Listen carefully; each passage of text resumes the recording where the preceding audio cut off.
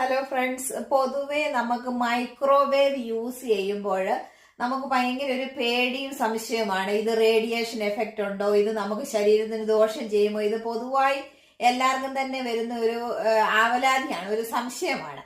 അപ്പൊ ഇതിനെക്കുറിച്ച് ഞാൻ ചെക്കൗട്ട് ചെയ്തപ്പോൾ മൈക്രോവേവ് ഒരു രീതിയിൽ നമുക്ക് ശരീരത്തിന് ഹാനികരമല്ല എന്നുള്ളതാണ് എല്ലാ പഠനങ്ങളും തെളിയിച്ചിരിക്കുന്നത്.